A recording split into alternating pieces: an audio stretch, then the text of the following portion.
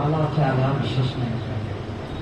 ఎందుకంటే మనం ప్రతి యొక్క కథలో కూడా ఆ యొక్క భాగవతోత్తములైనటువంటి కథలన్నీ కూడా శ్రీమద్ భాగవతంలో ఇవ్వడం జరిగింది. ఈ కథలన్నీ కూడా మన యొక్క జీవితానికి ఒక మార్గదర్శకంగా ఉంటుంది. అందువల్ల ఈ భాగవత కథలన్నీ కూడా మన జీవితానికి ఒక అద్భుతమైనటువంటి సుందరమైనటువంటి మార్గం చేయడం కోసమే ఈ భాగవతం మనకు అవతరించాం. మనం భాగవతం ఆవిర్భావం గురించి చర్చించినప్పుడు భగవంతుని యొక్క ఎప్పుడైతే తన లీలను పూర్తి చేశాడో, భగవంతుడు తన లీల పూర్తి చేసి భాగవత ఆవిర్భావం అనేది ఇలా జరిగింది. ఎందుకంటే మానవులకు అందరికీ కూడా సత్మార్గాన్ని చూపించడం కోసం ఈ భాగవత గ్రంథ రూపంలో స్వామి మళ్ళీ అవతరించారు అని మనకు శాస్త్రాలు చెప్తున్నారు.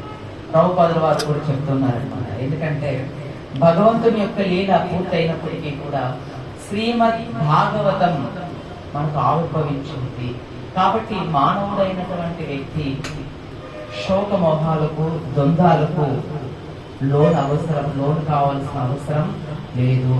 శ్రీమద్ భాగవతం ఉండగా ఏ వ్యక్తి కూడా ద్వంద్వాలకు లోన్ అవసరం అయ్యేది అవకాశం లేదు అని ఆచార్యులు మనకు తెలియపరుస్తున్నారు.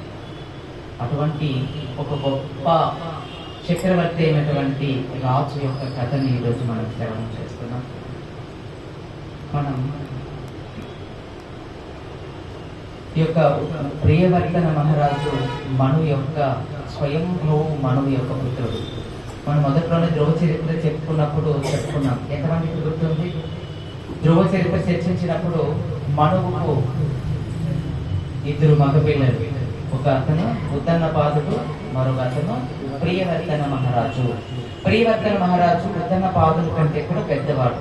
అయితే మనం ప్రియవర్తని మహారాజు కథ ఇప్పుడే ఎందుకు చర్చిస్తున్నాం? మొదట్లోనే చర్చించాల్సి కదా. అంటే ఇప్పుడు ఈ కథ ఎందుకు ఇప్పుడు వచ్చింది, ఎందుకు ఇలా చర్చిస్తున్నాం అంటే, ప్రియవర్తన మహారాజు పుట్టిన తర్వాత ఆయన రాజ్యాన్ని పరిత్యజించి సన్యాసం తీసుకొని ఆయన గంధమాధవ పర్వతానికి వెళ్ళిపోయాడు తపస్సు. అందువల్ల ఈ భూమండలానికి చక్రవర్తి ఉత్తన్నపాద మహారాజు అయ్యాడు తప్ప, అందువల్ల ఉత్తన్నపాద మహారాజు తర్వాత ధ్రువ మహారాజు అయ్యాడు. ధ్రువు నుంచి తన వారి యొక్క పరంపర పృథు మహారాజు వచ్చాడు. సో ఈ రకంగా మనం ఎంతో మంది రాజుల యొక్క చరిత్రను మనం శ్రవణం చేశాం. అయితే పృథు మహారాజు యొక్క తనవులు అయిపోయిన తర్వాత మనం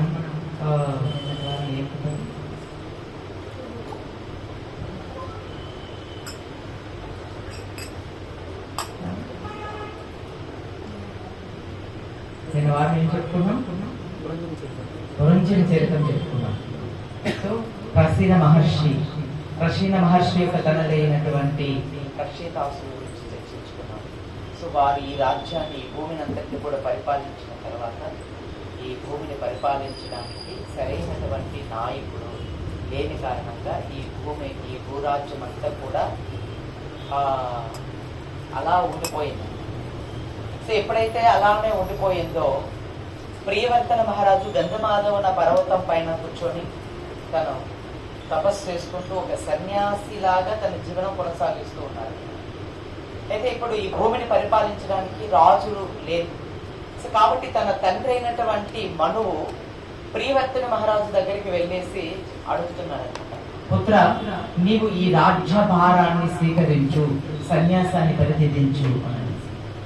అయితే ప్రియవర్తన మహారాజు ఏమంటున్నారంటే, ఆయన పుట్టినప్పటి నుంచి ఆయన సన్యాసిగా ఆయన గంధమాధవ పర్వతానికి వెళ్ళి ఆయన చక్కగా భగవంతుని పైన ధ్యానం చేసుకుంటూ తన జీవనాన్ని కొనసాగిస్తున్నటువంటి వ్యక్తి ఇప్పుడు ఈ రాజ్యాన్ని స్వీకరించినట్లయితే బంధానికి లోనవుతాము అని చెప్పేసి ఆయన ఈ యొక్క రాజ్యభారాన్ని స్వీకరించడానికి ప్రియవర్తన మహారాజు ఇష్టపడలేదు అని శ్రీమద్ భాగవతం చెప్తుంది. తన తండ్రి మనువు చెప్పినప్పటికీ కూడా తన రాజ్య పరిపాలన స్వీకరించడం కోసం తనకి ఇష్టం లేదు అని చెప్పారు.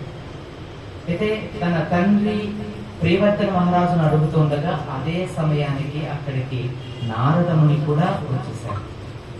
సో నారదముని వచ్చిన కొంత నిమిషాలలోనే బ్రహ్మదేవుడు కూడా గంధమాధవ పర్వతం దగ్గరికి వచ్చేసాడు.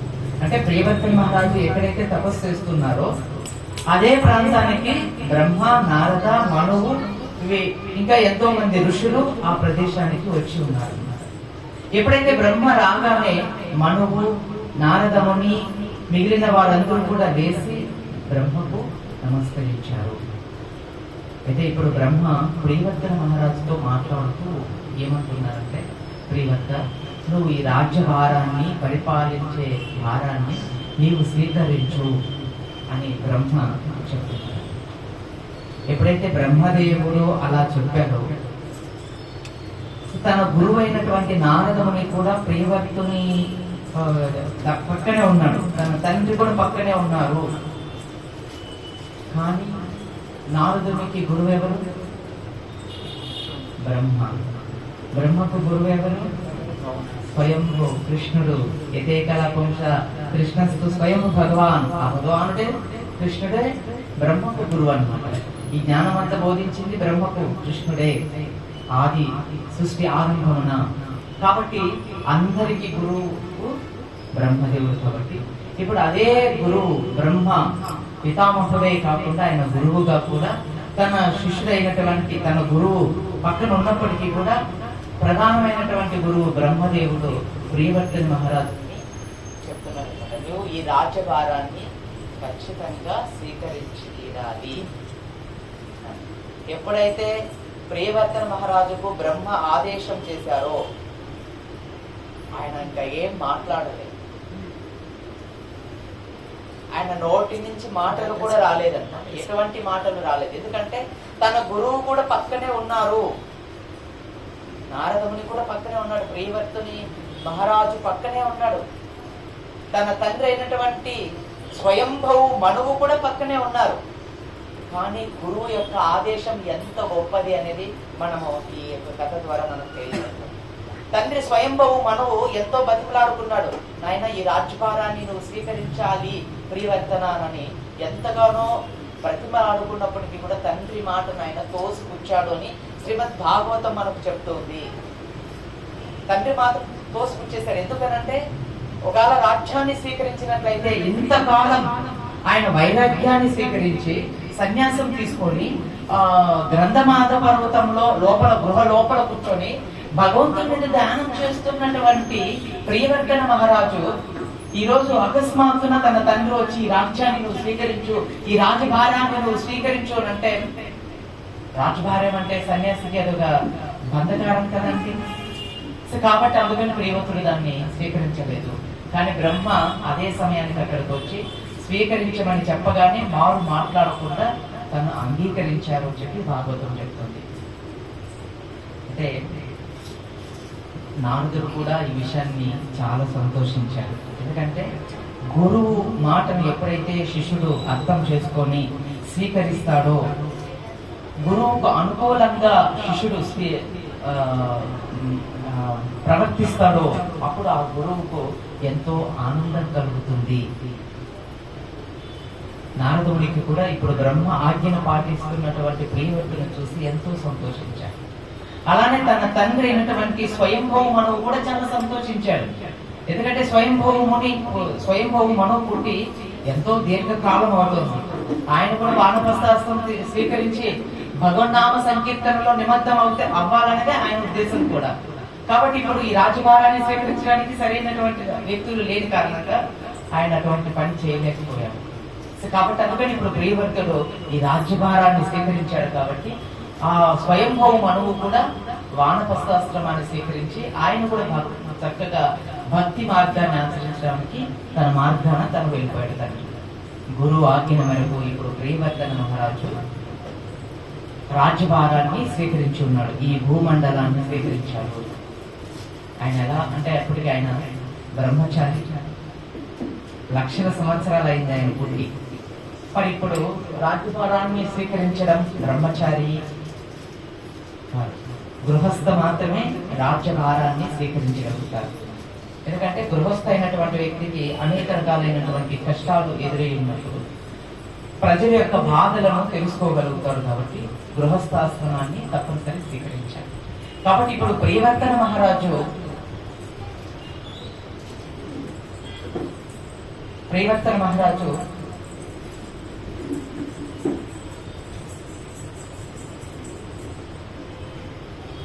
విశ్వకర్మ తన అయినటువంటి బృహస్పతిని వివాహం చేసుకొని ఈ యొక్క రాజ్యభారాన్ని స్వీకరించినట్టు మనకు శ్రీమద్ భాగవతం చెప్తాం. ఆమె ద్వారా ఆయనకు 10 మంది మగ సంతానం కలిగారు.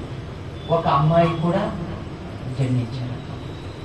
తర్వాత ఈ ప్రియవర్తన మహారాజుకు మరొక భార్య ద్వారా 3 సంతానం కలిగారు. వారు చాలా విశేషమైనటువంటి వ్యక్తులు. వాళ్ళే ఉత్తముడు, తామసుడు, రేవంతుడు అనే 3 పిల్లలు కలిగారు అన్నమాట. వాళ్ళే ఈ మన్వంతరాలకు మనువులుగా మారారు. దాదాపుగా మనం మనువుల గురించి, వారి యొక్క చరిత్ర గురించి వింటే ప్రియవర్తుని యొక్క వంశంలో నుంచి వచ్చిన వారే దాదాపుగా ఎక్కువ మంది మనువులు ఉన్నట్టు మనకు శ్రీమద్ భాగవతం తెలియపరుస్తుంది అనమాట. ఒక మనువు కాలం వచ్చేసి దాదాపు 43,20,000 సంవత్సరాలు ఒక మనువు కాలం యొక్క పరిమితి. ఒక మనువు యొక్క కాల పరిమితి 43,20,000 సంవత్సరాల కాలం ఒక మనువు ఒక మన్వంతరాన్ని పరిపాలిస్తూ ఉంటారు. అట్లా స్వయంభవ మనువు తర్వాత ఇప్పుడు ప్రియవర్తన మహారాజు యొక్క తనయులైనటువంటి వారే మనువులుగా ఎంతో మంది ఆ కుటుంబంలో నుంచే మనువులయ్యారు అని శ్రీమద్ భాగవతం చెప్తుంది. మొదటి భార్యకు కలిగినటువంటి 10 మంది సంతానంలో 3 సన్యాసం తీసుకున్నారు. అంటే వాళ్ళు సన్మార్గాన్ని స్వీకరించి వాళ్ళు గొప్ప మహర్షులుగా మారినట్టు శ్రీమద్ భాగవతం చెప్తుంది. మిగిలిన 7 మంది మాత్రం గృహస్థాశ్రమాన్ని స్వీకరించి వాళ్ళు తన తండ్రి యొక్క ఆధ్వర్యంలోనే ప్రస్తుతం ఇప్పుడు ఈ కథ జరిగే సందర్భంలో ఉన్నారన్నమాట.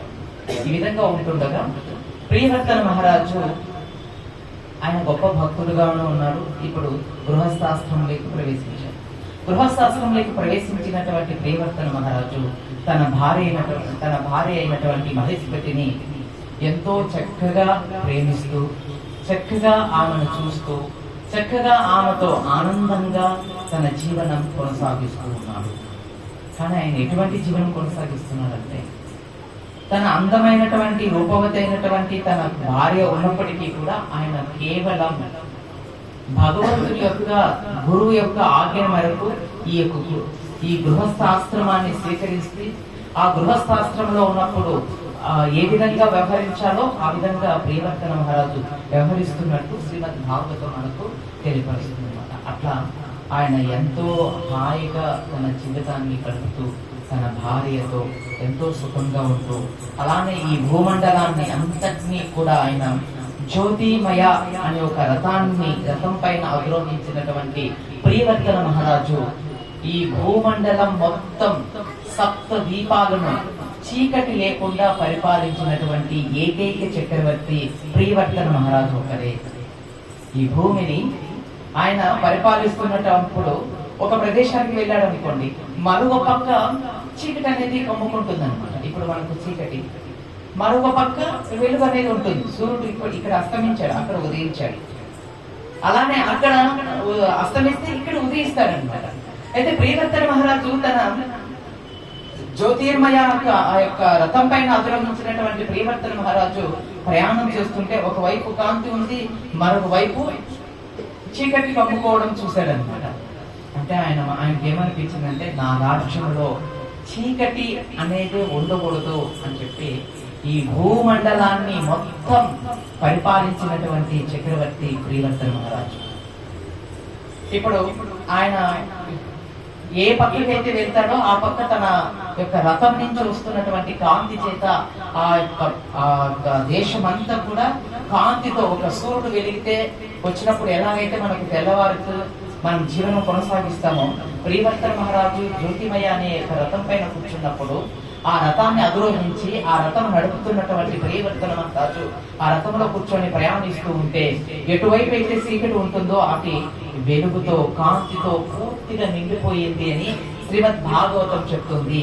ఈ రకంగా 7 దీపాలను ఆయన పరిపాలించాడు. ఈ 7 దీపాలు ఇక్కడి నుంచే మనకు మన భారతదేశం అంటే 7 భాగాలుగా ఎలా విభజించబడింది అనేది శ్రీమద్ భాగవతంలో చెప్తుంది. ప్రియవర్తన మహారాజుకు మొదటి భార్యకు ద్వారా 10 మంది సంతానం, ఒక అమ్మాయి అని చెప్పుకున్నాం. ఉజ్జలాస్వతి అనే అమ్మాయి కలిగింది. ఆ అమ్మాయి శుక్రాచార్యునికి భారీగా అయ్యింది. ఆమె ద్వారా దేవయాని అనే ఒక అమ్మాయి కూడా కలిగింది. మనం రాబోయే కథలలో ఈ విషయాలన్నీ కూడా మనం చర్చిస్తాం. చాలా అద్భుతమైనటువంటి కథాంశం దేవయాని కథ. సో ఆమె కూడా ఆ వంశంలో కూడా ఈ యొక్క ప్రియవర్తని యొక్క కుమార్తె అయినటువంటి ద్వారా శుక్రాచార్యునికి తన కుమార్తె కలిగినటువంటి సంతానమే ఈమె కూడా. అయితే ఇప్పుడు ముగ్గురు పిల్లలు వచ్చేసి సన్యాసం తీసుకొని వెళ్ళిపోయినారు. మిగిలిన 7 మంది ఉన్నారు కదా. ఈ 7 మంది కూడా 7 దీపాలకు పరిపాలన దక్షత కలిగినటువంటి బాధ్యతలు స్వీకరించినట్టు మనకు చెప్పబడుతుంది అనమాట. సో వాళ్ళే ఈ యొక్క దీపాలు ఏంటి అంటే జంబో దీపం, అంటే ఇప్పుడు మనం ఉండేది జంబో దీపంలో మనం ఉంటున్నాం అనమాట. జంబో దీపం, లక్షణ దీపం, శ్యామలి దీపం, కుషద్వీపం, కౌస్త్రిదా దీపం, కస్వతి దీపం, పుష్కరిణి దీపం. ఈ విధంగా 7 రకాలైనటువంటి దీపాలు ఉన్నాయి. ఈ 7 దీపాలకు కూడా లవణ సముద్రాలు, పాల సముద్రాలు, తేనె సముద్రాలు, ఈ విధంగా దివ్యమైనటువంటి సముద్రాలతో చుట్టూ ఉన్నవి అని శ్రీమద్ భాగవతం ద్వారా మనకు ఈ విషయం తెలుపబడుతుంది అనమాట. అంతేకాకుండా ఈ యొక్క 7 మంది కూడా 7 దీపాలను స్వీకరించారు. అగ్నేంద్రుడు, ఇంద్రాజితు, యజస్బాహుడు, హిరణ్య రేతుడు, ఋతుకృష్ణుడు, మేధాతి, వితోహితుడు. ఈ విధంగా 7 మంది 7 దీపాలకు అధిపతులయ్యి ఈ 7 దీపాలను వాళ్ళు పరిపాలిస్తున్నట్టు శ్రీమద్ భాగవతం మనకు చెప్తుంది అనమాట. అంటే అక్కడి నుంచి దాదాపుగా మన యొక్క ఈ యొక్క భూమండలం 7 దీపాలుగా, అంటే 7 మంది రాజులు పరిపాలించారు మొట్టమొదటిసారిగా. ఇవి 7 దీపాలుగా విభజించబడ్డాయి. మిగిలిన 2వ భార్యకు కలిగిన సంతానం అంతా కూడా మనవులయ్యారు. వాళ్ళు రేవంతుడు అనే మనవుడు కూడా ఉన్నాడు. అందులో గొప్ప మనవులు ఈ మన్వంతరాలకు వాళ్ళు అధిపతులు అయ్యారనమాట. ఈ విధంగా ప్రియవర్తుని యొక్క రాజ్యపాలన, ఆయన యొక్క క్రమపద్ధతి, ఆయన రాజ్య పరిపాలన చేసే విధానం, ఆ రాజ్యంలో ప్రజలందరూ కూడా ఎంతో సుఖంగా ఉన్నారు, హాయిగా ఉన్నారు, యజ్ఞ యాగాలు చేస్తున్నారు. చక్కగా ధర్మం 4 పాదాలతో చక్కగా నడుస్తుంది. తన భార్య పిల్లలు కూడా ఎంతో సౌఖ్యంగా ఉన్నారు. అంటే భగవంతుని యొక్క భక్తుడు బాధ్యతలు స్వీకరించినప్పుడు ఏ వ్యక్తి కూడా ఆ దేశంలో కానీ ఆ కుటుంబంలో కానీ బాధపడడు అని చెప్పడానికి ఇది ఒక ఉదాహరణ అన్నమాట.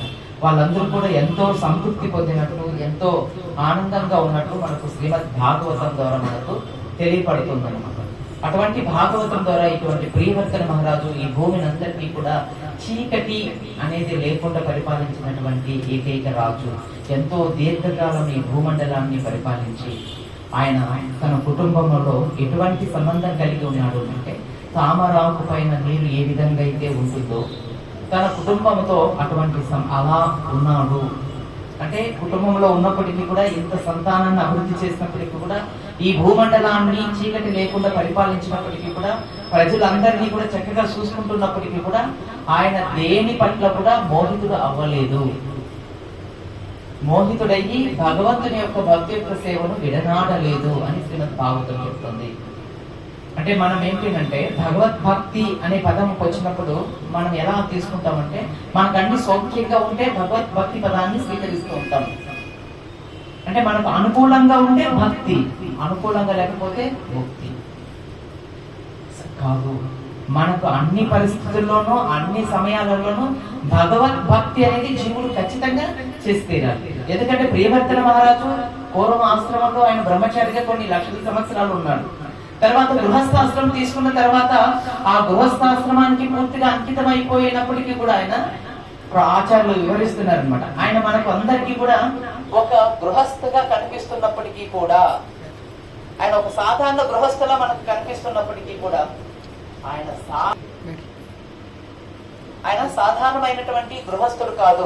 ఆయన కేవలం భగవంతుని యొక్క సేవను, ఆజ్ఞను పరిపాలిస్తూ ఎవరికి ఎటువంటి ఆటంకం లేకుండా, ఎటువంటి ఇబ్బంది కలగకుండా ఈ భూమిని అంతటినీ కూడా పరిపాలిస్తున్నటువంటి ఏకైక రాజు ప్రియవర్తన మహారాజు. దేని పట్ల కూడా ఆయన కలత చెందినట్లు శ్రీమద్ భాగవతంలో చెప్పలేదు. ఈ దేనికి కూడా ఆయన కలత చెందనే లేదు. ఆయన పూర్తిగా భగవంతుని పట్ల, తన గురువు యొక్క ఆదేశాన్ని పట్ల ఆయన అంకిత భావనతో గృహస్థాశ్రమంలో మనం అందరి చూడడానికి ఆయన ఒక గృహస్థుడుగా ఉన్నప్పటికీ కూడా ఆయన గొప్ప వైరాగ్యాన్ని కలిగినటువంటి వాడిగా శ్రీమద్ భాగవతం మనకు తెలియపరుస్తుంది. ఆయన ఎంతో గొప్ప వైరాగ్యాన్ని కలిగి ఉన్నాడు. అందువల్ల ఇంతటి పెద్ద రాజ్యము, ఇంతటి పెద్ద సుఖం కలిగినప్పటికీ కూడా ఆయన భగవత్ సంబంధమైనటువంటి జ్ఞానాన్ని విడనాడకుండా ఆయన ఎల్లప్పుడూ కూడా తన దినచర్యను కొనసాగిస్తూ అలా జీవిత కాలం అంతా కూడా గడిపేసిన తర్వాత ఎంతో కాలం ఈ భూమిని పరిపాలించిన పిమ్మట ఒక రోజున ఆయన కూర్చొని తను ఆలోచిస్తూ ఉన్నాడన్నమాట. ఏమనంటే, ఇప్పటికీ నేను చాలా దీర్ఘకాలం ఈ భూమిని పరిపాలించాను. తన పిల్లలకు ఇప్పుడు ఆ రాజ్యభారాన్ని అప్పచెప్పి తను వానప్రస్థాశ్రమం, మన యొక్క ధర్మంలో, మన సనాతన ధర్మంలో గొప్పతనం ఏంటి అంటే వానప్రస్థాశ్రమాన్ని స్వీకరించడం. బ్రహ్మచార్యాశ్రమం, గృహస్థాశ్రమం, వానప్రస్థాశ్రమం, సన్యాసాశ్రమం. ఈ విధంగా మనకు 4 ఆశ్రమాలు ఉన్నాయి. ఈ 4 ఆశ్రమాలు కూడా భగవంతుడి చేతనే ఏర్పాటు చేయబడినటువంటిది, ఎవరో చేసినది కాదు. భగవద్గీతలో కూడా 4వ అధ్యాయంలో భగవంతుడు చెప్తున్నాడు, చాతుర్వర్ణమయ సిస్టమ్ గుణకర్మ విభాగశ అని భగవంతుడు స్వయంగా చెప్తున్నాడు. ఈ చాతుర్వర్ణాలను నా చేతనే ఏర్పాటు చేయబడినవి అని భగవంతుడు స్వయంగా చెప్తున్నటువంటిది గీతాలో. స్వయంగా భగవంతుడు చెప్తున్నాడు, ఈ 4 వర్గాలు, 4 ఆశ్రమాలు భగవంతుడి చేత ఏర్పాటు చేయబడినటువంటివి. అసలు ఎందుకు భగవంతుడి చేత ఏర్పాటు చేయబడాయండి అంటే, ఈ కథలో ప్రియవర్తన మహారాజు కథలో మనకు తెలియవలసింది ఏంటంటే, సో గృహస్థ కావచ్చు, వానప్రస్థ కావచ్చు, సన్యాసి కావచ్చు, ఎవరైనా కావచ్చు, ఈ భారతదేశంలో పుట్టినటువంటి వ్యక్తి జన్మను సార్థకం చేసుకోవాలి అని మనకు శ్రీమద్ భాగవతం చెప్తోంది. చైతన్య చరితామృతం కూడా అదే విషయాన్ని ప్రస్తాపిస్తుంది. సాక్షాత్తు శ్రీకృష్ణుడు చెప్తున్నాడు, భారత భూమిలో మనుష్య జన్మనేరా జన్మ సార్థక రోపకార అని చెప్తుంది. అంటే భారత భూమిలో మనం పుట్టాం. ఒక మనిషిగా భారత భూమిలో పుట్టినప్పుడు ఏం చేయాలి అంటే జన్మ సార్థకరోపకార్, అంటే మన జన్మను సార్థకం చేసుకోవడమే కాకుండా ఇతరులకు కూడా ఉపకారం చేయాలి. అపకారం కాదు, ఉపకారం చేయాలి. మనకు అపకారాలు బాగా గుర్తుంటాయి, ఉపకారాలు మనకు గుర్తుండవు. అందుకని మనం ఉపకారం చేయాలని సాక్షాత్ శ్రీకృష్ణుడే చైతన్య చరితామృతంలో చెప్తున్నారు. భారత భూమిలో అయితే మనుష్య జన్మ ఏదా జన్మ సార్థకరోపకార, ఉపకారం చేయడానికి మానవ జన్మ తీసుకున్నాం, అపకారాలు తలపెట్టడానికి కాదు, అపకారం చేయడానికి కాదు ఈ మానవ జీవితం.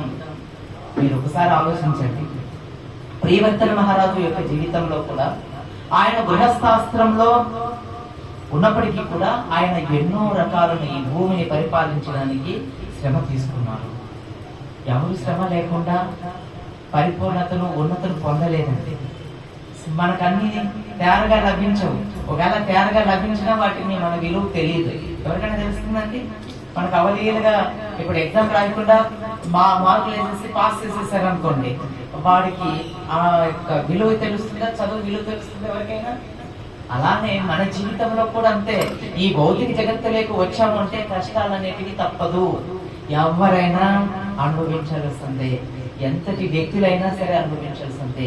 ప్రియవర్తన మహారాజు తన కుటుంబ జీవితమే వద్దనుకొని పరితెదించి చిన్నప్పుడు ఆయన గంధమాధవ పర్వతానికి వెళ్లి తపస్సు చేస్తూ ఆయన ఒక సన్యాసి జీవనం కొనసాగిస్తున్నాడు. కానీ ఈ రాజ్యాన్ని పరిపాలించడానికి సరైనటువంటి నాయకుడు అవసరమైనప్పుడు ఆయనే వచ్చి మళ్ళీ గృహస్థాశ్రమాన్ని స్వీకరించి ఈ భూమిని పరిపాలించవలసిన అవసరం ఏర్పడింది. ఈరోజు మనకు 7 సముద్రాలు, 7 దీపాలు ప్రియవర్తన మహారాజు ఏర్పాటు చేశారు. మనం నిన్నటి కథలో చెప్పుకున్నాం, గడిచిన వారం కథలో చెప్పుకున్నాం. ప్రక్షేతాసుల గురించి చెప్పుకున్నప్పుడు, అంటే ప్రక్షేతాసుల గురించి వీళ్ళ పూర్వీకులు అనమాట, వాళ్ళు కూడా వాళ్ళ గురించి చెప్పుకున్నప్పుడు ఏం చెప్పుకున్నాం? ఈ రోజు ఈ భూమి పైన మనం అందమైనటువంటి భవంతులను నిర్మించుకుంటున్నాం. అవునా? నిర్మించుకోవడమే కాకుండా ఇది నాది, ఈ నా దాంట్లోకి ఎవరైనా దాటితే కాలు విరుస్తా, ఇది నా భూమి, ఇది నాకు మాత్రమే సొంతం అని లైన్ తీసుకొని జుట్లు పట్టుకొని కొట్టుకుంటున్నాం. మీరేమన్నా ఈ భూమిని తయారు చేశారా? ఎవరైనా తయారు చేశారండి? ఋషులు అందరూ తయారు చేశారు, సాధువులు ఈ భూములన్నీ కూడా. కానీ మనం సాధువులకు ప్రవేశిస్తే మళ్ళీ పేరేసుకోవాలి.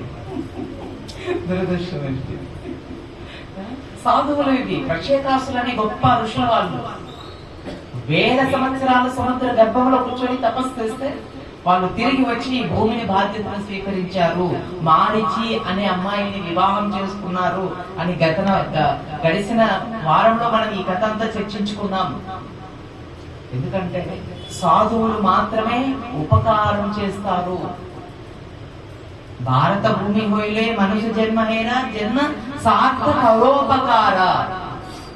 ప్రతి ఒక్కరూ కూడా ఈ విషయాన్ని అవగాహన చేసుకోవాలనేదే ఆచార్యులు చెప్తున్నటువంటి మాట. మనందరం కూడా భారతదేశంలో పుట్టాము. ఇంకా గొప్ప విషయం ఏంటో తెలుసా? మనం చదువుకునే రోజుల్లో, బడికి వెళ్ళే రోజుల్లో మనం ప్రతిజ్ఞ చేశాం. ఇప్పుడు చేస్తున్నారో లేదో నాకు తెలియదు, నేను బడికి పోలేదు కాబట్టి. సో మనం ప్రతిజ్ఞ చేశాం. ఏమని చేశాం? భారతీయులందరూ నా సహోదరులు అన్నమా లేదా? నిజమా అబద్ధమా? మనం ఇప్పుడు ఆ విధంగా ఉన్నామా? ఎంతమంది ఉన్నామంటే అలా ఎన్ని రోజులు చేసింటాం? 10th వరకు. 10th తర్వాత మారిపోతుంది. 10th వరకు ఏం చేస్తాం? మార్కులు గుర్తులేదు. 10th వరకు ఏం చేస్తాం అంటే 10 సంవత్సరాలు మన చేత పంతులు పాపం అదే పనిగా ప్రతిజ్ఞ చేయించారు. కానీ మనం 10 సెకండ్లు కూడా గుర్తు లేకుండా మర్చిపోయినాం. అదే ఆ సారు మిమ్మల్ని కర్ర ఇరిగేలా కొట్టి ఉండింటే మీరు చచ్చిపోయే వరకు కూడా దాన్ని గుర్తు పెట్టుకొని మళ్ళీ దాన్ని గుర్తించి చెప్తారా లేదా? మరి ఎక్కడండి మన దగ్గర ఉంది కృతజ్ఞత భావన? ఎక్కడుంది కృతజ్ఞత భావన?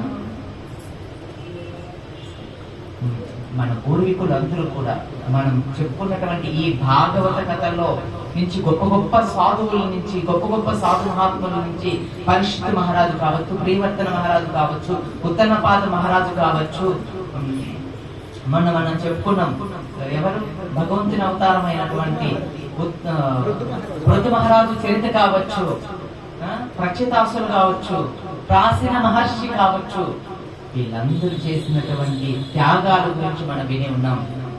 అసలు ఎందుకండి భారతదేశంలో ఇంత గొప్ప త్యాగం కలిగినటువంటి భారత భూమిని త్యాగ భూమి, తపోభూమి, జ్ఞాన భూమి అని ఎందుకు చెప్తుంది అంటే ఈ భూమిని పరిపాలించింది సాధువులు, ప్రచేతాసులు. వాళ్ళు గొప్ప సాధువులు. వాళ్ళ తండ్రి ప్రాచీన మహర్షి, ఆయన కూడా గొప్ప మహర్షి, రాజర్షి.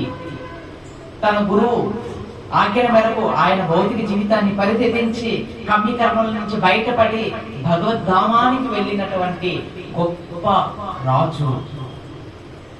ఇలా ఈ భూమిని పరిపాలించినటువంటి వాళ్ళ పూర్వీకులు పృథు మహారాజు, వారి పూర్వీకులు ధ్రువ మహారాజు, వారి పూర్వీకులు మనువు. వీళ్ళందరూ కూడా భగవంతునికి భక్తులే. ఈ భూమిని పరిపాలించిన వారందరూ కూడా భగవంతునికి భక్తులే. అందుకనే ఆ రాజ్యం ఎంతో సుఖంగా, సస్యశ్యామలంగా, హాయిగా, ఆనందంగా ప్రజలందరూ ఉన్నట్లు మనకు చరిత్ర చెప్తుంది, భాగవతం చెప్తుంది. అంబరీష్ రాజు ఇక్ష్వాకు వంశంలో పుట్టినటువంటి గొప్ప మహారాజు ఆయన. ఈ భూమండలానికి ఆయన కూడా ఒకప్పుడు చక్రవర్తి అంబరీషుడు. ఆయన కూడా ఎలా పరిపాలించాడు? ప్రతి ఏ ఏ ఏ వ్యక్తికి కూడా ఎటువంటి దుఃఖం లేకుండా ప్రజలందరినీ కూడా కన్నబిడ్డలా చూశారు. కానీ ఆయన ఏ రోజు కూడా మనం భక్తి మార్గం గురించి చెప్తే అంబరీషుని గురించి ఖచ్చితంగా వస్తున్నాం భాగవతంలో. అంతటి గొప్ప భాగవతండి అంబరీష్ మహారాజు. సో వీళ్ళందరూ కూడా ఎవరు అంటే గొప్ప గొప్ప మహర్షులు, రాజర్షులు. వాళ్ళు రాజులుగా ఉన్నారు, అలానే ఋషులుగా కూడా ఉన్నారు. అటువంటి భూమిలో మనందరం కూడా జన్మ తీసుకొని ఉన్నాము. అటువంటి భూమిలో మనందరం కూడా జన్మించి ఉన్నాము. మరి ఈ జన్మకు సార్థకత ఏంటండి? ఏంటి సార్థకత? జన్మ మృత్యు జన వ్యాధి దుఃఖ దోషాలు దర్శనం అంటే పుట్టుక, చావు, మరణం ఇదేనా జీవితం అంటే? లేదా భార్య, పిల్లలు, సంతానం, ఇదేనా అంటే జీవితానికి ఒక ఇది?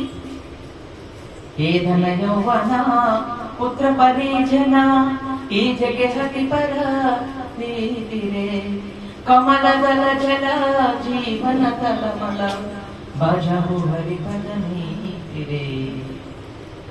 సో దీనికోసం ఉన్నామా? ఈ భారతదేశంలో పుట్టినటువంటి పూర్వీకులందరూ కూడా ఇటువంటి జీవితాన్ని గడపలేదు.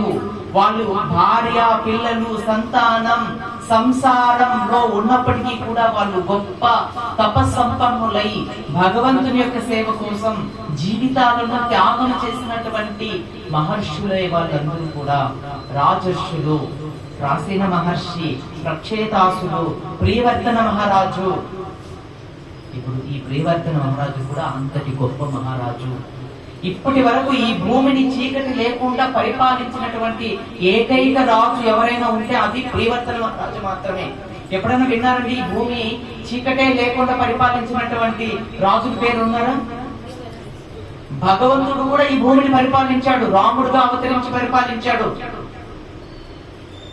పృథు మహారాజుగా కూడా అవతరించి భూమిని పరిపాలించాడు. మరి ఆయన భక్తుడు అంటే భగవంతుని యొక్క భక్తుడైనటువంటి ప్రియవర్తన మహారాజు ఈ భూమిని చీకటి లేకుండా పరిపాలించినటువంటి ఏకైక చక్రవర్తి. సప్త దీపాలు ఆయన ద్వారా ఏర్పడినటువంటివే. ఆయన రథం పైన కూర్చొని, ఆ ప్రకాశమైనటువంటి రథం పైన కూర్చొని ఆ గుర్రాలను ఆయన నడుపుతూ ఉంటే ఆ చక్రాల నుంచి విభజించబడినటువంటి సముద్రాలు ఏర్పడి ఆ మధ్యలో మళ్ళీ ఆ మధ్యలో ఉన్నటువంటి దీపాలలో ఉన్నటువంటి ప్రజలకు, మరో దీపంలో ఉన్నటువంటి ప్రజలకు గొడవలు రాకూడదని ఆ రోజు ప్రియవర్తన మహారాజు వాటికి అడ్డంకులు వేశాడు అని శ్రీమద్ భాగవతం చెప్తోంది. మనం ఈరోజు ఆ అడ్డులు కూడా దాటి వెళ్ళి బాంబులు వేసుకుంటూ ఉన్నాం. పాపం వాళ్ళు ఎంత దూరం ఆలోచించారు తెలుసా? మనం ముందు బాంబులు వేసుకుంటామని వాళ్ళు ఏ రోజు గ్రహించారు. ప్రియవర్తన మహారాజు సత్యయుగంలో పరిపాలించారండి, సత్యయుగంలో పరిపాలించారు ఆయన. ఆ రోజే ఆయన ఈ భూమికి ఒక అద్దులు విధించాడనమాట. ప్రతి దీపానికి అద్దులు విధించారు. ఈ దీపంలో ఉండేవారు మరొక దీపానికి వెళ్ళరాదు, ఆ దీపంలో ఉండేవారు మరొక దీపానికి వెళ్ళరాదు అన్నట్లుగా ఒక అద్దులు పెట్టి ఆ అద్దుల్లో ఈ రాజ్య పరిపాలన చేసినట్లు మనకు శ్రీమద్ భాగవతం చెప్తోంది. మనందరి సుఖం, సంతోషాన్ని వారి యొక్క జీవితాలను త్యాగం చేసి మన యొక్క శేషును కోరినటువంటి వారే సాధు మహాత్ములు. ప్రియవర్తన మహారాజు చూడడానికి ఒక గృహస్థాశ్రమంలో ఉన్నప్పటికీ కూడా ఆయన ఒక గొప్ప రాజర్షిగా పిలువబడుతున్నాడు. ఎంత గొప్ప రాజర్షి అంటే తామరాకుపై నీటి వశంబుల తన ఒక సంచలమైనదిరా అన్నట్టు ఆయన ఆ సంసారంలో ఉన్నప్పటికీ కూడా 10 మంది సంతానం అంటే 14 మంది సంతానం కన్నప్పటికీ కూడా ఈ భూమిని ఎటువంటి లోటుపాటులు లేకుండా పరిపాలిస్తున్నప్పటికీ కూడా ఈ సంపదల పట్ల గాని, ఈ భూమి పట్ల గాని, ఈ పదవి పట్ల గాని, ఆ సింహాసనం పట్ల గాని ఎటువంటి మోహము లేకుండా తన భార్య ఎంత రూపవతో తెలుసా? ఆమె విశ్వకర్మ యొక్క కుమార్తె బృహస్పతి అనే అమ్మాయి. ఎంత రూపవతి అంటే శ్రీమద్ భాగవతం వర్ణిస్తుంది. ఆ వర్ణన అంతా మీకు చెప్తే మనకు సమయం సరిపోదని కథ మాత్రమే నేను చెప్తున్నాను, అందుకే ఎవరు వర్ణన చేయలేదు. అంతటి రూపవతైనటువంటి తన భార్యను కూడా కేవలం గురువు యొక్క ఆజ్ఞ వరకు, కృష్ణుని యొక్క ఆజ్ఞ వరకు జీవన విధానాన్ని కొనసాగించారు. వారికి ఎటువంటి కలతం చేయలేదు, వారిని ఎంతో చక్కగా చూసుకున్నారు. అట్లానే ఆయన ఏ రోజు కూడా తన దినచర్యను మానలేదు. వాళ్ళు ఎందుకంటే అంత గొప్ప వాళ్ళు అయ్యారు అంటే వాళ్ళకు ప్రతి ఒక్కరికి మన భారతదేశంలో పుట్టినటువంటి వారికి ఒక దినచర్య అనేది ఉంటుంది. ఎంతమందికి తెలుసండి ఈ విషయం? మందిరానికి వచ్చిన వాళ్ళని అడగలేదు, నేను రామాల గురించి చెప్తున్నాను. ఎంతమందికి తెలుసండి దినచర్య ఏంటి అనేది? చూడండి, మనకు మన దినచర్య ఏంటి అంటే నిద్రలేయడం, బెడ్ కాఫీ తాగడం, తర్వాత పరిగెత్తడం, బ్యాగ్ మేడలో వేసుకొని పరుగో పరుగు. అది 2 చక్రాల బండి మీద పరిగెత్తు, 4 చక్రాల మీద పరిగెత్తు, ఎన్ని చక్రాల మీద పరుగు పరుగు పరుగు పరుగు పరుగు పరుగు పరుగు పరుగు పరుగు పరుగులు తీస్తూనే ఉంటాం. వాస్తవానికి మనం మహాభారతం విన్నాం, లేదా శ్రీమద్ భాగవతంలో ఉన్నటువంటి గొప్ప గొప్ప రాజర్షుల యొక్క కథలు విన్నప్పటికీ కూడా వాళ్ళు ప్రతి ఒక్కరు కూడా ఏ విధంగా తన దినచర్య అంటే నిద్ర లేసి వాళ్ళు కాలకృత్యాలు తీసుకున్న తర్వాత వాళ్ళు భగవత్ ఆరాధనలో నిమగ్నమై ఉంటారు. ఎందుకంటే వాళ్ళు అన్నిటి విజయాలను సాధించి అంత ప్రశాంతతను పొందుతున్నారు అంటే వాళ్ళు భగవంతుని పట్ల అనంతమైనటువంటి భక్తిని పెంపొందించుకుంటున్నారు. ఈ రోజు ప్రియవర్తన మహారాజు గురించి మనం చెప్పుకుంటున్నాం. ఆయనలో ఉన్నటువంటి గొప్పతనం ఏంటంటే తన గురువు యొక్క ఆజ్ఞ మేరకు ఆయన గృహస్థాశ్రమంలో ఉన్నప్పటికీ కూడా తన యొక్క 10 రోజులు ఆయన తపస్సు చేసేవారు కదా, గంధమాత పర్వతం గృహలో కూర్చొని. కానీ ఇప్పుడు కూడా వివాహం చేసుకున్నప్పటికీ కూడా ఆ నియమాలు ఏమి కూడా బ్రేక్ చేయలేదు. ఆ విధంగా ఆయన దినచర్యలో ప్రతిరోజు కూడా భగవంతుని యొక్క సేవ చేయడం. అందుకని అదే సేవను మనకు మన ఆచార్యులు ఏ విధంగా ఇచ్చారు అంటే మంగళహారతికి రావడం, 16 మాలలు జపం చేయడం, భాగవత కథ శ్రవణం చేయడం, భక్తుల యొక్క సాంగత్యాన్ని పొందడం, భగవత్ ప్రసాదాన్ని స్వీకరించడం. ఈ విధంగా మనం ఎప్పుడైతే మన జీవనాన్ని కొనసాగిస్తామో మన జీవితంలో సుఖం, శాంతి ఇవి రెండు లభిస్తాయి. సో ఉదయం కూడా శ్రీమద్ భాగవతంలో ఉద్ధవుల వారు విధుడు మైత్రిమునిని అడుగుతున్నాడు అనమాట. ఉదయం చెప్పుకున్నటువంటి క్లాస్ విధుడు మైత్రిమునిని అడుగుతున్నాడు, ఈ యొక్క బద్ధజీవులకు ఏ విధంగా ఉపశమనం, శాంతి కలుగుతుంది, సుఖం కలుగుతుంది అని ఆయన. అంటే మన గురించి ఆలోచించే వాళ్ళు ఎవరైనా ఉంటే అది సాధువులు మాత్రమే. కానీ మనమేం చూస్తామంటే వాళ్ళు ఒక్కొక్కసారి కఠినమైనటువంటి మాటలను మాత్రమే చూస్తాం. ఇప్పుడు శంకరాచార్యులు ఉన్నారు, భజ గోవిందం భజ గోవిందం భజ మూఢమతి అని చెప్పి పాడారు. ఆయన మూర్ఖుడు అని అన్నాడు. నేనేమన్నా మూర్ఖుడునా అని మనం అంటున్నాం. మన మూర్ఖులుగో కాదు మనకే తెలియాలి ఆ విషయం. సో సాధువులు పరదుఃఖ దుఃఖి, వాళ్ళు పరదుఃఖ దుఃఖీలు అనమాట. ఎవరైనా దుఃఖిస్తూ ఉంటే వాళ్ళు సంతోషించే వాళ్ళు కాదు. వాళ్ళు పరులకు ఆనందాన్ని కలిగించేవాళ్ళు. అందుకని వారికి మరొక పేరు కూడా ఉంది, కల్ప వృక్షాలు. సాధువులకు మరొక పేరు ఏంటంటే కల్ప వృక్షాలు. వారి దగ్గరికి వెళ్ళి మనం ఏం కోరుకుంటే అది మనకు లభిస్తుంది. ఇదే సాధువుల దగ్గర ఉన్నటువంటి గొప్పతనం. ఈ భూమిని పరిపాలించిన అందరూ కూడా సాధువులే. ఈ భూమిని అంతటిని కూడా మార్గదర్శనం చేసింది కూడా సాధువులే. మార్గదర్శనం సాధువులు లేకుండా ఈ భూమి ఏ రోజులు కూడా ఈ రోజు ఇంత ప్రశాంతంగా మనం ఉన్నాము అంటే ఆ సాధువుల యొక్క అనుగ్రహంతోనే మనం ఉంటున్నాం అన్న విషయాన్ని మనం అవగాహన చేసుకోవాలి. ప్రియవర్తన మహారాజు ఒక గృహస్థాశ్రమంలో ఉన్నప్పటికీ కూడా ఆయన ఒక గొప్ప సాధువుగా ఆయన జీవన విధానాన్ని కొనసాగిస్తున్నారు.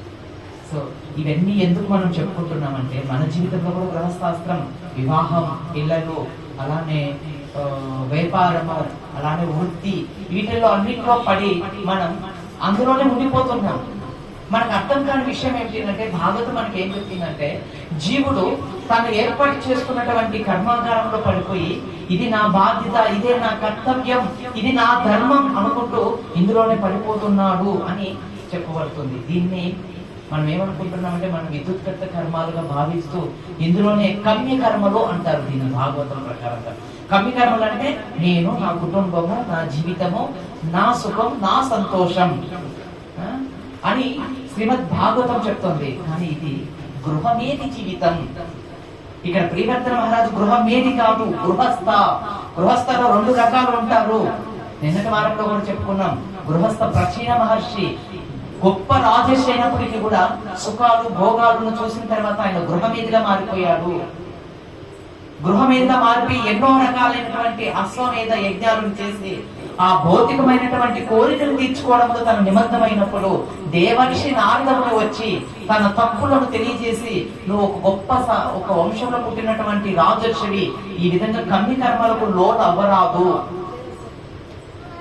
నువ్వు ఒక అజ్ఞానంలో ప్రవర్తిస్తున్నావు, ఇదిగో నీ జీవితం ఎలా ఉంటుందో చూడు అని ఒక సినిమా వేసి ప్రొడక్ట్ వేసి చూపిస్తే మనోనికి అప్పుడు అర్థమైంది అనమాట.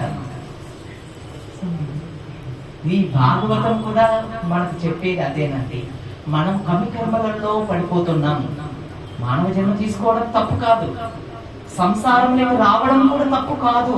కానీ ఆ సంసారం అనే దాంట్లో ఇదే నా జీవితం అనుకుంటున్నాం కదా, అది తప్పు. సో మీరు ఇంత మేము ఎవరైనా చెప్పినప్పటికీ కూడా మళ్ళీ మీ ఆలోచనలే మీరు ఉంటారనమాట. ఏంటి మీ ఆలోచన అంటే, వీళ్ళు వదిలేయమన్నారు మమ్మల్ని. ఇదే కదా మీరు వేసి బయటికి వెళ్ళిన తర్వాత డైలాగ్. నిజమా అబద్ధమా? ఏ మాతాజీ బయటికి వెళ్ళిన తర్వాత ఇదే కదా వేస్తారు, వాళ్ళు వదిలేయమన్నారు అనేసి. నేను వదలమంటున్నానా? శాస్త్రం మిమ్మల్ని వదలమని చెప్పలేదు, సాధువులు కూడా మిమ్మల్ని వదలమని చెప్పలేదు. కానీ మీరు కర్మలు చేయొద్దండి. మరి ఏం చేయాలి? మీ యొక్క విద్యుత్ కర్మలు భగవంతుని ఫలితార్థంగా చేయమని చెప్తున్నాను. సో భగవద్గీతలో కూడా భగవంతుడు అదే చెప్పింది, ఓ అర్జున నీవు యుద్ధం చేయి, నా పైన మనసు పెట్టి నన్ను ధ్యానిస్తూ నువ్వు యుద్ధం చేయి, అప్పుడు నీకు ఎటువంటి పాపమో అంటదు అన్నాడు. అట్లానే మనం ఈ భౌతిక జగత్తులో కుటుంబ జీవనం అనే ఒక పోరాటంలో పడి మనం కొట్టుమిట్టాడుతూ ఎన్నో తప్పులు చేస్తున్నాం. ఆ కుటుంబాన్ని పోషించడం కోసం ఎన్నో రకాల తప్పులు చేస్తున్నాం, ఎన్నో మోసాలు చేస్తున్నాం, ఎన్నో రకాలుగా మనం ఆ యొక్క ఆతృతను పొందుతున్నాం. కానీ దాని నుంచి మనం దుఃఖాన్ని కూడా పొందుతున్నాం. ఎంతమంది అంటే గృహస్థాశ్రమంలో మేము చాలా ఆనందంగా ఉన్నాం, మా భార్య పిల్లలతో ఎంతో సుఖంగా ఉన్నాం అని ఎంతమంది భావిస్తున్నారు? ఇక్కడ అందరు బ్రహ్మచారులు అన్నమాట.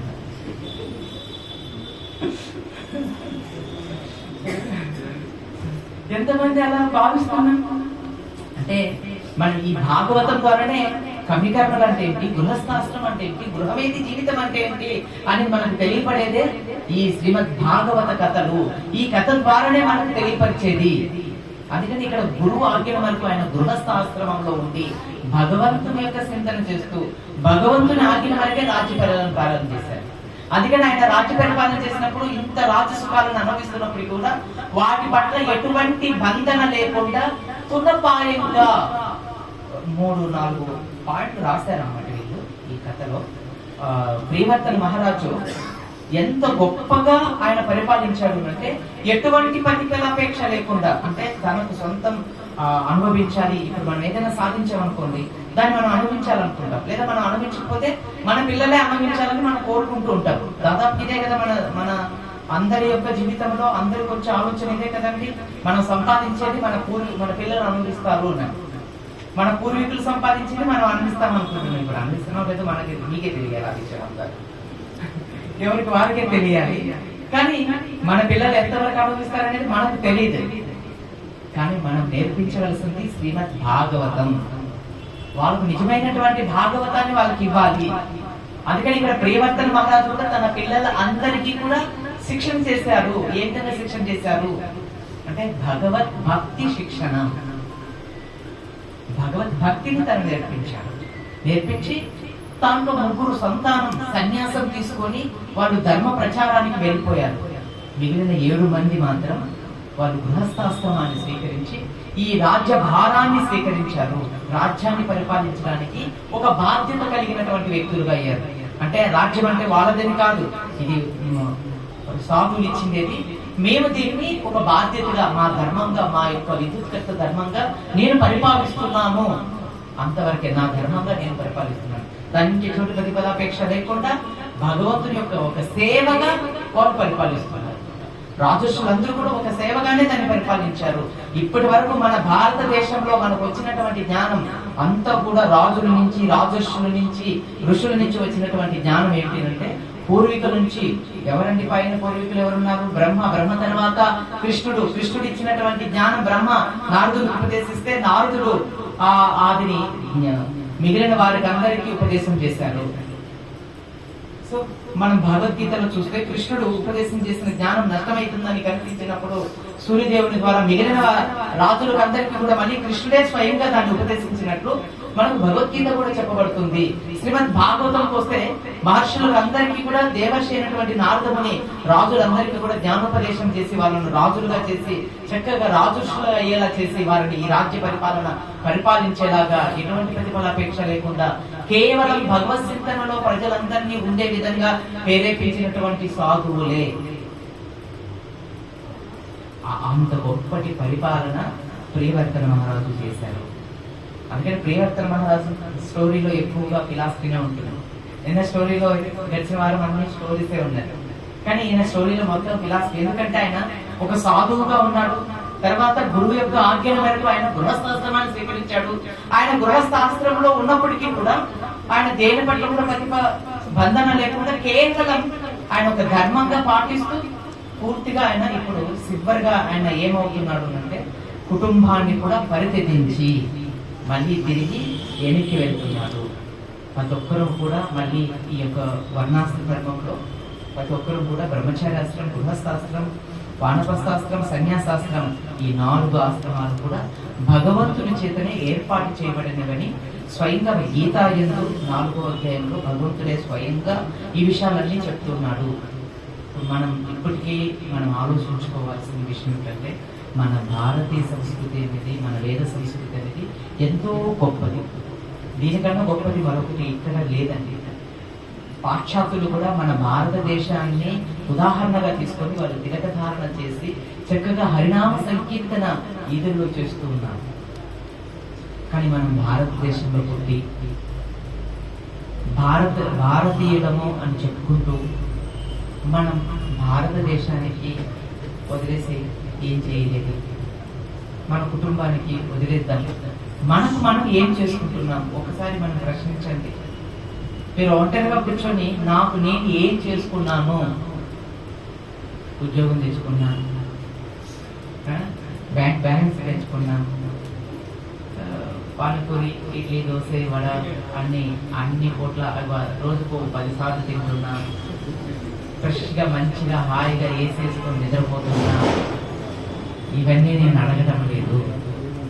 మనకు మనం ఏం చేసుకున్నాం, అసలు మనం ఎవరిని, మనం ఎక్కడి నుంచి వచ్చామో, మనం ఎక్కడికి వెళ్ళాలి, ఎప్పుడైనా సరే మనం ఆలోచించామా? ఈరోజు కథే అది. ఈరోజు కథే అది. అందుకని ప్రియవర్తన మహారాజు తిరిగి తన పూర ఆశ్రమానికి అన్ని కూడా పరిగెత్తించి తన పుత్రులకు అప్పచెప్పి సన్యాసాన్ని మళ్ళీ పుచ్చుకుంటే భగవంతుని చేరుకోవడమే జీవితం యొక్క పరమార్థముగా మనకు శాస్త్రం అంటే శ్రీమద్ భాగవతం మనకు చెప్తోంది. మీరు పాండవుల జీవితం తీసుకోండి. ఈ భూమిని పరిపాలించినప్పుడు వాళ్ళు, మీరు మహాభారతం విన్నారో లేదో, ఒకవేళ వినింటే ఎట్లా విన్నారో నాకు తెలియదు. మీరు శ్రీమద్ భాగవతం మొదటి స్కందంలో యుధిష్ఠ మహారాజు రాజు అయిన తర్వాత ఆయన ఎటువంటి సుఖాలు పొందలేదు అని ఆచార్యుడు సుఖదేవ గోస్వామి చాలా చక్కగా వివరణ చేసి చెప్పాడు. ఎందువల్లంటే ఆయన కేవలం ప్రజలను రక్షించడం కోసం మాత్రమే ఈ బాధ్యతను స్వీకరించారు అని సుఖదేవ గోస్వామి చెప్తున్నారు. దానికి ఆచార్యులు కూడా ఎంతో మంది కామెంట్ చేస్తున్నారు అనమాట. ఈ విషయాన్ని కేవలం భగవంతుని ప్రీతార్థం కోసం, ధర్మాన్ని రక్షించడం కోసం వాళ్ళు పరిపాలించారు. వాళ్ళు దానికోసం ఉన్నారు, అంతేగాని వారికి రాజ్యం లేదని రాజ్యం కోసం పోరాడలేదు. అంత రాజ్యం అన్ని సంవత్సరాల వాళ్ళకి ఏం లేదండి. పాపం అడవిలో జీవితం గడిపేశారు. రాజ్య సింహాసనం వచ్చిన తర్వాత కూడా వాళ్ళు ఎటువంటి భోగాలను పొందలేదని శ్రీమద్ భాగవతం చాలా వివరణగా రాసింది. సుఖదేవ గోస్వామి చెప్తున్నారు. అందుకని మనం అర్థం చేసుకోవాలండి. ఈ యొక్క భూమిని పరిపాలించినటువంటి ప్రతి ఒక్కరు కూడా భగవంతునికి శుద్ధ భక్తులే. వారందరూ కూడా మనకు నేర్పించినటువంటిది ఆ గోవిందుని యొక్క శరణాలను ఆశ్రయించడమే. భజాగురే మన శ్రీనందనందన అభయ చరణారవిందరే. గోవిందదాస్ అభిలాష్ ఠాగూర్ పాడే గానం ఏంటి అంటే ఆ గోవిందుని శరణాగతి పొందమని ఆయన గానం చేస్తున్నారు. ఏదన యవ్వన పుత్ర పరీజన ఈచకి అతి పరదీతిరే కమల జల జల జీవన తలమల భజాహు హరిపద నీతిరే. యవ్వనము, ధనము, అలానే భార్య, పిల్లలు తాత్కాలికంగానే ఉంటాయి. ఇది కొంతవరకే. అంటే అవన్నీ ఉండద్దని నేను చెప్పడం లేదండి. వాటితో మనం ఉన్నప్పటికీ కూడా వారిని మనం భగవత్ సంబంధంగా చేసుకొని జీవితాన్ని గడపమని ఆచార్యులు చెప్తున్నారు. శ్రీమద్ భాగవతం కూడా మనకు అదే చెప్తుంది. అందుకని ఇక్కడ ప్రియవర్తన మహారాజు కూడా వివాహం చేసుకున్నప్పటికీ కూడా ఆయన చక్కగా ఆధ్యాత్మిక జీవనాన్ని కొనసాగిస్తున్నాడు అని శ్రీమద్ భాగవతం చెప్తుంది. ఇదంతా కూడా శ్రీమద్ భాగవతంలో చెప్పబడింది. గృహస్థాశ్రమంలో కూడా ఆధ్యాత్మిక జీవనం కొనసాగించడం. అలా ఆధ్యాత్మికంగా ఎప్పుడైతే మనం ఉంటామో జీవుడికి ఆనందంగా ఉంటారు. ఆ విధంగా ఈ భూమిని పరిపాలించినటువంటి పూర్వీకులందరూ కూడా భగవంతుని యొక్క శుద్ధ భక్తులే. పరీక్షిత్ మహారాజు ఆయన కూడా భగవంతుని యొక్క శుద్ధ భక్తులే, సాక్షాత్తు భగవంతుని చేత రక్షించబడినటువంటి వ్యక్తి. మరి ఈయన ఈ భూమండలాన్ని, ఆయన కూడా ఈ భూమండలానికి చక్రవర్తి, భూమండలానికి ఆయన చక్రవర్తి అయ్యారు. భూమండలం మొత్తం కూడా ఎక్కడ కూడా ఎటువంటి అధర్మం లేకుండా భూమిని పరిపాలించినటువంటి, కలి ప్రవేశించకుండా పరిపాలించినటువంటి ఏకైక రాజు, రాజర్షి ఎవరు? పరీక్షిత్ మహారాజు. అటువంటి భూమి అండి ఈ భారత భూమి. అందుకని చైతన్య మహాప్రభు చెప్తున్నాడు, భారత భూమి పోయిలే మనుష్య జన్మ లేదా జన్మ సార్థక కరోపకార. మనం జన్మను ఈ భారత భూమిలో పుట్టాం. పాశ్చాత్యులందరూ కూడా బాధపడుతున్నారు, అరే మేము భారత భూమిలో పుట్టలేదే, మీరు భారత భూమిలో పుట్టారు, మీరు ఎంత అదృష్టవంతులు, రాముడు మీకు తెలుసు, కృష్ణుడు మీకు తెలుసు, నరసింహదేవుడు మీకు తెలుసు, అన్ని అవతారాల గురించి మీకు తెలుసు. మా దురదృష్టం ఏంటంటే అన్ని అవతారాలు మనకు తెలిసినప్పటికీ కూడా మనం ఎంతో భక్తి శక్తులతో, భక్తి పరవశంతో స్వామిని సేవిస్తూ ఉన్నాం కదా. నిజమే కదండి, ఎంతో భక్తితో మనం ఆచరిస్తున్నాం. మన వేద భూమి అంటే ఏమిటంటే, వేదాలలో ఏమైతే చెప్పారో, ఆచార్యులు ఏదైతే మార్గదర్శనం చేశారో ఆ విధంగా రాజులందరూ కూడా ఈ భూమిని పరిపాలించారు. ఈ పూర్వం నుంచి కూడా, అనాది నుంచి కూడా రాజు పరిపాలన కానీ సాధువులే పరిపాలించినట్టు. రాజర్షులు అంటే మిగిలిన వాళ్ళందరూ కూడా గొప్ప సాధువులు. అందుకని మీకు సాధువులు అంటే ఇలాగ డ్రెస్ వేసుకొని ఉంటేనే సాధువులు అనుకుంటారు. వివాహం చేసుకున్నా కూడా సాధువులేనండి. వివాహం చేసుకున్న వ్యక్తి కూడా సాధువే. ఎందుకంటే వాళ్ళు శాస్త్రంలో ఉన్నటువంటి నియమాన్ని పాటిస్తే వారు సాధువులుగా పరిగణింపబడతారు. దాన్ని గృహస్థ ధర్మము అని కూడా అంటారు. గృహస్థ ధర్మం, మన వానప్రస్థాశ్రమంలో గృహస్థ ధర్మం అని కొన్ని నియమాలు ఉంటాయి. ఆ నియమాలన్నీ కూడా గృహస్థాశ్రమంలో ఉన్నటువంటి వ్యక్తి తప్పనిసరిగా పాటించి తీరాలి. అలా గృహస్థాశ్రమంలో ఉన్నటువంటి, గృహస్థాశ్రమంలోకి ప్రవేశించినటువంటి వ్యక్తి అటువంటి నియమాలు పాటించినట్లయితే ఆ గృహం నరకపాయం అవుతుందని శ్రీమద్ భాగవతం మనకు తెలియపరుస్తుంది అనమాట. ఇది భగవద్గీతలో కూడా మొదటి అధ్యాయంలో అర్జునుడు కూడా కృష్ణుడితో చెప్తున్నాడు. ఎప్పుడు యుద్ధం చేయమని చెప్పినప్పుడు అర్జునుడు ఏమంటున్నాడంటే, యుద్ధం చేస్తే మరణిస్తారు, మరణిస్తే వీళ్ళ యొక్క భార్యలందరూ కూడా విధవరాళ్ళు అయిపోతారు. తర్వాత వాళ్ళు అక్రమ సంబంధాలతో సంతానాన్ని ఉత్పత్తి చేసి, వర్ణశంకరం అనే ఒక సంతానాన్ని ఉత్పత్తి చేసి దేశం అంటే ఆ కుటుంబం కూడా పూర్తిగా నష్టం అవుతుంది. కుటుంబ ధర్మం నష్టం అవుతుంది, కుటుంబ వ్యవహారాలు నష్టం అవుతాయి. కుటుంబంలో ఉన్నటువంటి ప్రతి ఒక్కటి కూడా ఆ పితృలు అంటే పూర్వీకులు కూడా నష్టం అవుతారు. వాళ్ళు కూడా నరకపాయంలో ఘోరమైనటువంటి జీవితాన్ని అనుభవిస్తారని అర్జునుడు భగవద్గీతలో శ్రీకృష్ణుడికి చెప్తున్నట్లు మొదటి అధ్యాయంలోనే అర్జున విషాద యోగం మీరు చదవండి. ఎంతమంది దగ్గర ఉందండి భగవద్గీత? ఎంతమంది చదువుతున్నారు? ప్రతిరోజు ఎంతమంది చదువుతున్నారు? దయచేసి మీరు ప్రతిరోజు భగవద్గీత చదవాలి. మీ చదవడమే కాదు, మీ కుటుంబంలో ఉండే వారందరూ కూడా చదివేలా చేయాలి. మీరు నిజంగా మీ కుటుంబం బాగుండాలని ఎంతమంది కోరుకుంటారండి? నిజం చెప్పండి. మీకు ఎవరికి ఇష్టం లేదా? ఎంతమంది తన కుటుంబం బాగుండాలని కోరుకుంటారండి? అందరికి ఇష్టమే కదా. అంటే ఇష్టం ఏం కోరుకుంటాం స్వామి, ఇక్కడ వచ్చి ఇక్కడ మనం మన కుటుంబం గురించి చెప్తున్నాం, అక్కడ ఇసుకెత్తి ఇక్కడికి వస్తే అన్నట్లు చేయకుండా ఎత్తలేకుండా గమనం ఉంటున్నాం మనం. అంటే మన జీవితం ఇలా ఎదారిపోవడానికి కారణం ఏంటంటే భౌతిక జగత్తు అనేది ఈ రకంగానే ఉంటుంది. అందుకని భగవద్గీత మనం చదవాలి. భగవద్గీత భగవద్ జ్ఞానం పొందడం వల్ల మనం ఈ భవసాగరాన్ని అవలీలగా మనం దాటుకోగలుగుతాం. అవలీలగా కూడా మనం ఈ యొక్క భవసాగరాన్ని మనం దాటుకోవడానికి ఒక అవకాశం అనేది మనకు గ్రంథాలు, ఆచార్యులు, గురువు, సాధు, శాస్త్రం అనేది మనకు భారతదేశంలో ప్రధానమైనటువంటిది. గురు, సాధు, శాస్త్రం ఈ మూడు కూడా చాలా చాలా ప్రధానమైనటువంటివి. ఇవి మనకు మార్గదర్శకాలు. అందుకని వీటికి ఇవన్నీ కూడా భగవద్భక్తిని మనకు ఉపదేశిస్తాయి. ఎవరికైతే భగవద్భక్తిని పొందుతారో వాళ్ళు ఈ యొక్క భౌతిక జగత్తులో ఉన్నప్పటికీ కూడా ఆనందకరమైనటువంటి జీవనాన్ని పొందుతారు అని ఆచార్యులు కూడా చెప్తున్నారు. శ్రవణ కీర్తన స్మరణ వందన పాద సేవన దాసరే పూజన సఖి జన ఆత్మ నివేదన గోవింద దాస అభిలాసరే. గోవింద దాస అభిలాష ఠాకూరు ఆయన చెప్పేది కూడా శ్రవణ కీర్తనం స్మరణం వందనం. ప్రతిరోజు కూడా మనం భాగవతం చదవడం, మనం మన మన సమయానికి కాస్త సమయం రోజు భాగవతం, భగవద్గీత, రామాయణం చదవడం అనేది మనకు ఒక అలవాటుగా రావాలి. మనం అలవాటైతేనే మన పిల్లల భవిష్యత్తు కూడా బాగుంటుంది. మనం ఏమనుకుంటామంటే మన పిల్లల భవిష్యత్తును గురించి గొప్పగా ఆలోచిస్తూ ఉంటారు.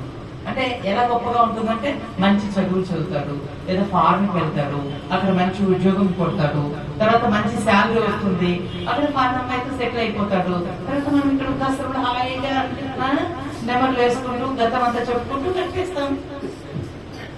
అదేనా మనం కోరుకుంటాం. కాదండి, మన ధర్మం ఏంటంటే శ్రీమద్ భాగవతాన్ని ప్రతిరోజు కూడా మనం చదవడమే కాకుండా మన పిల్లలు కూడా చదివేలా అలవాటు చేయాలి. అందుకని ఈ భాగవతంలో కూడా ప్రియవర్తన మహారాజు తన యొక్క జీవితాన్ని అంతటి కూడా కృష్ణుని కోసం, తన గురువు కోసం తన తపస్సును కూడా వదిలిపెట్టి వచ్చి గృహస్థాశ్రమాన్ని స్వీకరించిన వాడై, గృహస్థాశ్రమంలో తను ఉన్నప్పటికీ కూడా, ఈ కథ సారాంశం ఇది, ఉన్నప్పటికీ కూడా ఎటువంటి బంధన లేకుండా కేవలం గురువు కృష్ణులను ఆనందపరచడం కోసం, తనకిష్టం లేదు గృహస్థాశ్రమంలోకి రావడం. తన తండ్రి వచ్చి అడిగినప్పటికీ కూడా ఒప్పుకోలేదు, కానీ గురువు వచ్చి చెప్పగానే వెంటనే దాన్ని స్వీకరించాడు. తనకి ఇష్టం లేకపోవడానికి కూడా దాన్ని స్వీకరించి ఆ గృహస్థాశ్రమంలో ఉంటూ తను కేవలం గురువు యొక్క ఆజ్ఞ మేరకు రాజ్యభారాన్ని స్వీకరించిన వాడై పిమ్మట తన సంతానానికి రాజ్యభారాన్ని అప్పచెప్పి యథావిధంగా ఆయన భగవంతుని యొక్క చింతనలో తిరిగి మళ్ళీ నిమగ్నమయ్యాడు అని చెప్తూ ఈ కథను ముగించారంట. కాబట్టి మనం ఈ కథ నుంచి నేర్చుకోవాల్సింది మనందరి జీవితంలో కూడా మనం మొదట ఎక్కడ వచ్చామో మళ్ళీ తిరిగి అక్కడికి వెళ్ళిపోవాలి. భౌతికంగా కాదు, ఆధ్యాత్మికంగా. గోలోకం నుంచి వచ్చాం, మళ్ళీ తిరిగి ఇప్పుడు గోలోకానికి తిరిగి వెళ్ళిపోవాలన్నమాట. తిరిగి ఎలా వెళ్తామండి? గురువు కృష్ణుని యొక్క ఆజ్ఞల వరకే పాటించినప్పుడే మనం తిరిగి మనం వచ్చిన దారిన వెళ్ళిపోగలుగుతాం. వచ్చినది ఎక్కడి నుంచి అయితే వచ్చామో ఆ ప్రదేశానికి వెళ్తాం. అందుకని గురువు కృష్ణులే మనకు మార్గదర్శకులు. వాళ్ళు ఇచ్చే ప్రతి ఒక్క మార్గం కూడా మనం అవగాహన చేసుకోగలిగినట్లయితే మన జీవితం పుష్పధారలో ఉంటుంది. వాళ్ళు ఇచ్చిన మార్గం అవగాహన లేదనుకోండి, మొండవాటలో మనం నడవలసి ఉంటుంది. అది మీకే వదిలేస్తున్నాను, ఏ మార్గమైనా మీరు ఎంచుకోవచ్చు. హరే కృష్ణ. గంధరావ శ్రీమద్ భాగవతం కి ప్రియవర్తన మహారాజ్ కి, శిల ప్రభుపాద కి, గౌర్ ప్రేమానంద.